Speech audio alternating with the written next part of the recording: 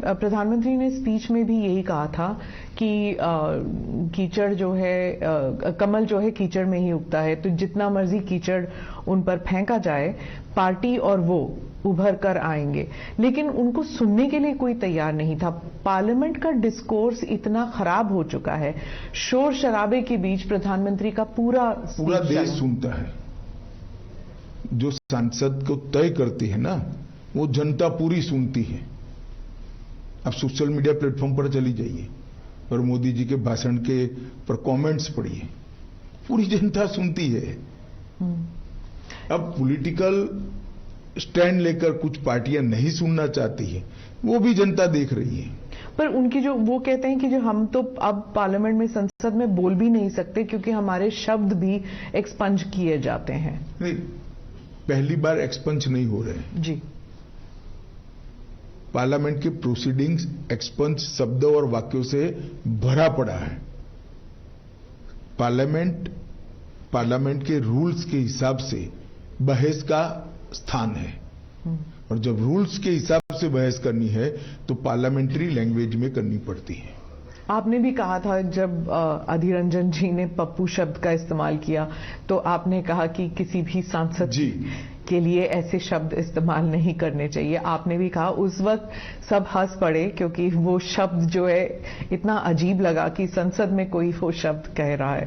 तो वो पर उसके बाद गाली गलौज भी शुरू हो चुकी है। आप इसके बारे में कुछ कहेंगे? कि देखिए, मैं तो मानता हूं कि जनता सब कुछ देख रही है और जनता इवेल्युएशन भी करती है। अब इंडियन डेमोक्रेसी इतनी मजबूत हो गई है, इतनी मैच्योर हो गई है कि वोट कास्ट करते वक्त ये सारी चीजों का संज्ञान भारत की जनता लेगी। पर संसद होने के नाते, एक सांसद होने के नाते, क्या आपको नहीं लगता कि सभी पार्टियों को मिल बैठकर कुछ करना चाहिए? क्योंकि लोग तंग आ चुके हैं ये सब देखकर, मतलब इट्स डिस्गस्टिंग। देखिए, हमें कोई परहेज नहीं है किसी के साथ बैठने के लिए, परंतु इनिशिएटिव तो सबने लेना पड़ेगा। जी। मैं अब जो राज्यों में चुनाव होने वाले हैं, 8 कुछ राज्यों में चुनाव होने वाले हैं, बहुत से लोग कहते हैं कि ये बार बार जो चुनाव होते हैं, मतलब अब 12 महीने में 8 राज्यों में अगर चुनाव होंगे तो एडमिनिस्ट्रेशन, रनिंग द कंट्री, ये सब बैकसीट ले जाए, सिर्फ इलेक्शन कैंपेन ही चलता रहता है।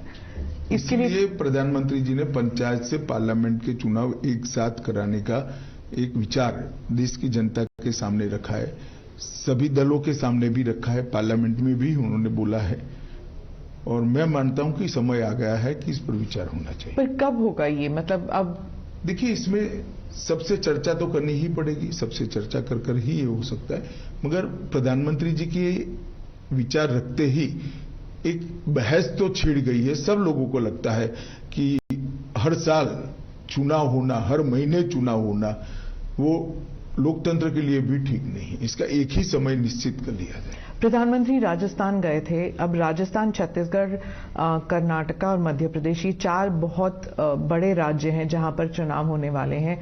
आप थोड़ा सा ब्रेक डाउन करके हमें बता सकते हैं कि राजस्थान में क्या आप देख रहे हैं एक चेंज, जैसे आपने पलट का कहा था? नहीं, मैं तो मानता हूं कि ये चारों राज्य, राजस्थान, कर्नाटक, राजस्थान, छत्तीसगढ़ और मध्य प्रदेश, भारतीय जनता पार्टी के मजबूत राज्य हैं। हम चारों जगह पे जीतेंगे। राजस्थान में ऑल्टरनेट चलता है, मुख्यमंत्री को लेकर हमेशा बहस होती है कि कौन बनेगा। ऐसा हमेशा नहीं होता है। नॉर्थ ईस्ट में भी ऑल्टरनेट कहते थे, कुछ नहीं हुआ। हम नॉर्थ ईस्ट के मणिपुर में भी फिर से रिपीट हो गए, असम में भी हो गए, तो अरुणाचल में भी हो गए, अब त्रिपुरा में भी हो जाएंगे। मध्य प्रदेश में आप नहीं समझते कि इतनी देर से बीजेपी की सरकार चल रही है, जो कांग्रेस है वो कहते हैं कि लोग ऊब चुके हैं, बोर हो चुके हैं एक ही पार्टी। गुजरात में भी बहुत सालों से चल रही है। गुजरात में तो आपने पुरजोर कोशिश की, आप और मोदी जी, आप दोनों के होम स्टेट है, वहां पे तो जीतना ही था आपको। नहीं, ऐसा नहीं होता है। जब जनता बोरियत महसूस करती है तो कोई नहीं जीता सकता, मगर नई नई योजनाएं जो भारतीय जनता पार्टी की सरकार, केंद्र सरकार और राज्य सरकारें लेकर जा रही, इसका जनता स्वागत करती है। मोदी जी की लोकप्रियता का जनता स्वागत करती है और मोदी जी ने देश को जिस जगह से जिस जगह पे पहुंचाया है उसका जनता स्वागत करती है। वो अप्रिशिएट करते हैं कि इस देश को पूरी दुनिया में सम्मान दिलाने का काम नरेंद्र मोदी जी ने किया है। हमारे देश को सुरक्षित करने का काम नरेंद्र मोदी जी ने किया है।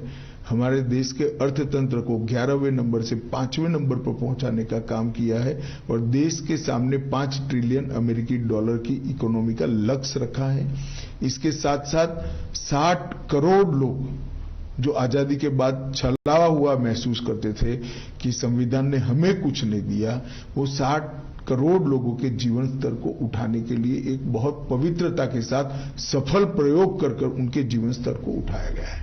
G20 जो चलने वाला है पूरे कंट्री में, you have so many events, इसके बारे में ये भी कहा जाता है कि जहां पर भारत को एक शोकेसिंग हो रही है, भारत के राज्यों की शोकेसिंग हो रही है, वहीं इसको एक इलेक्शन के तौर पर भी इस्तेमाल किया जाएगा, इलेक्शन प्रोपेगेंडा या इलेक्शन कैंपेन के तौर पर, क्योंकि मोदी जी की छवि को लेकर सब जगह बात होगी और वर्ल्ड लीडर्स जो हैं वो मोदी जी के साथ आएंगे, तो it will be use for domestic purpose also. नहीं तो क्यों ना हो। अगर मोदी जी के समय में ही G20 का नेतृत्व भारत को मिला है और यशस्वी तरीके से अगर G20 की पूरी समिट सफलता से समाप्त होती है तो मोदी जी को यश मिलना ही चाहिए। क्यों ना मिले? किसको मिले? तो ऑपोजिशन को मिले, स्वाभाविक रूप से प्रधानमंत्री जी को मिलेगा। और जिस प्रकार से उन्होंने आयोजन किया है, पूरी दुनिया आश्चर्यजनक तरीके से देख रही है। किसी भी देश में G20 की सीरीज ऑफ मीटिंग्स को 4 या 5 शहर के बाहर नहीं ले जा पाए। हमने हर राज्य को मौका दिया है। इतने बड़े देश में कोई राज्य और कोई केंद्र शासित प्रदेश छूटा नहीं है। ये बहुत बड़ी उपलब्धि है और कितनी तैयारी करनी पड़ती है इसके लिए। और आज समग्र भारत की विविधता का, अलग अलग हमारी संस्कृतियों का, अलग अलग खान पान, अलग अलग वेशभूषा, अलग अलग प्रकार की भाषाओं का मैसेज लेकर पूरी दुनिया वापिस जाएगी। बीजेपी के बारे में ये कहा जाता है हर चीज जो है वो गाजे बाजे के साथ किया जाता है। G20 भी वैसे ही किया जा रहा है। कंटेंट अगर हो या ना हो, लेकिन उसको प्रोजेक्शन, उसकी मार्केटिंग बहुत अच्छी तरह होनी चाहिए। देखिए, मार्केटिंग का बेसिक सिद्धांत है, प्रोडक्ट अच्छी हो तो ही लॉन्ग टर्म में मार्केटिंग सफल होती है। ये आपने वही गुजराती वाली बात कही। बेसिक सिद्धांत है। और अगर प्रोडक्ट अच्छी है तो उसको गाजे बाजे के साथ मार्केट करना ही चाहिए।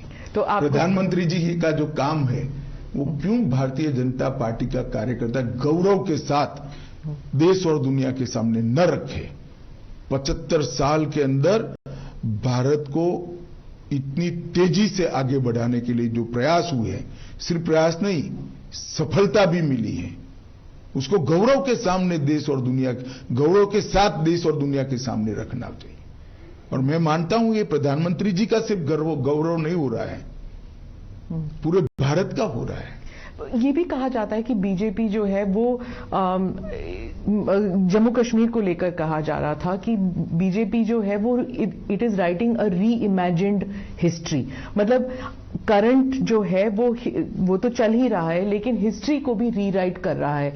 कश्मीर को लेकर कहा जाता था और it's said about the rest of the country also कि आप जो है वो you are talking about a past which you want to erase a certain past, कि मुगलों को इरेज कर देते हैं, जो नेहरू जी का कंट्रीब्यूशन है उसे इरेज किया जा रहा है। 370 के रेफरेंस में कहती है, सिर्फ 370 नहीं तो नेहरू जी के कारण 370 ही आया। तो हमारा तो एजेंडा है 1950 से डाला, तब से है कि नहीं होना चाहिए था। इससे देश का नुकसान हुआ है और अब ये सिद्ध भी हो रहा है। जिस तरह से जम्मू कश्मीर के अंदर डेवलपमेंट हो रहा है, जम्मू कश्मीर में जिस तरह से आतंकवाद धीरे धीरे धीरे समाप्त हो रहा है, सारे आंकड़े आप देखिए, ढेर सारा परिवर्तन जम्मू कश्मीर में हो ही रहा है।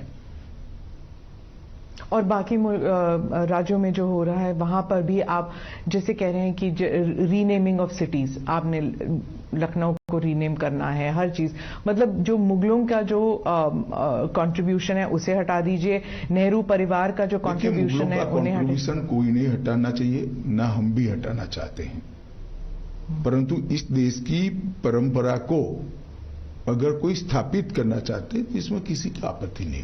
और जो रीनेमिंग ऑफ सिटीज की बात चल रही है, देखिए एक भी शहर ऐसा नहीं है जिसका पुराना नाम न हो और बदला है। इसको हमने बहुत सोच समझकर हमारी सरकारों ने फैसले लिए हैं और हर सरकार का विधायी अधिकार है। जी 2024 भारत का गौरव समग्र विश्व के अंदर पहुंचाने का प्रयास और सफलतापूर्वक इसकी स्वीकृति आई है और देश के 60 करोड़ गरीब लोगों के जीवन स्तर को उठाने का 8 साल के अल्पकाल के अंदर जो प्रयास किया और हम उठाने में सफल भी हुए हैं और ढेर सारी सिद्धियां, रेलवे में आमूलचूल परिवर्तन हो रहा है, अंतरिक्ष के क्षेत्र में नई नीति बनकर आज हम अंतरिक्ष के क्षेत्र में भी लीडर बनने के लिए तैयारी कर रहे हैं, ड्रोन की पॉलिसी बनकर ड्रोन के क्षेत्र में भी हम आगे बढ़ रहे हैं, खदानों के क्षेत्र में भी बहुत सारी पॉलिसी हमने तय की है, इंडस्ट्रियल डेवलपमेंट के लिए मेक इन इंडिया को सफल बनाने के लिए, भारत समग्र विश्व में उत्पादन का हब बने, इसके लिए ढेर सारी नीतियां बनाकर इनमें सफलतापूर्वक प्रयास किया है। भारत की डिफेंस के क्षेत्र में विदेश पर की निर्भरता को 30% ये 8 साल के अंदर कम करना मैं मानता हूं बहुत बड़ी सिद्धि है। वामपंथी उग्रवाद लगभग समाप्ति के आरे पर है। जम्मू कश्मीर के अंदर आतंकवाद पर पूर्णतया हमारी एजेंसियों का कंट्रोल है, वर्चस्व है। नॉर्थ ईस्ट के अंदर पूरा एक प्रकार से जो उग्रवादी ग्रुप थे इसके अंदर बहुत सारा समाधान कर हमने धीरे धीरे कर 8,000 से ज्यादा उग्रवादी ग्रुपों के लोगों को मेन स्ट्रीम में लाने में सफलता हुई। नॉर्थ ईस्ट पहली बार विकास का अनुभव कर रहा है। मैं तो अभी त्रिपुरा में घूम रहा हूं, आज भी एक मैं बहुत गरीब घर के अंदर भोजन करने के लिए गया था, उसने उसका टॉयलेट भी बताया, गैस का सिलेंडर भी बताया, घर में बिजली भी बताई और नल से आता हुआ पानी भी बताया और आयुष्मान भारत का कार्ड भी बताया। ये लाभार्थी स्कीम तो ये गरीब के घर में पहुंचा है सारा। और बाहरी धान का बड़ा प्लास्टिक का बोरा भरा पड़ा था। मैंने कहा माई क्या करोगी, धान को धीरे धीरे यूज करोगी कि ना, अब तो फ्री चावल मिलता है, इसको हम बेच लेंगे। सरकार धान खरीदती भी है, भाजपा की सरकार, इसको हम बेच देंगे और हमारा खाने का अनाज तो चावल तो मोदी जी भेज रहे हैं।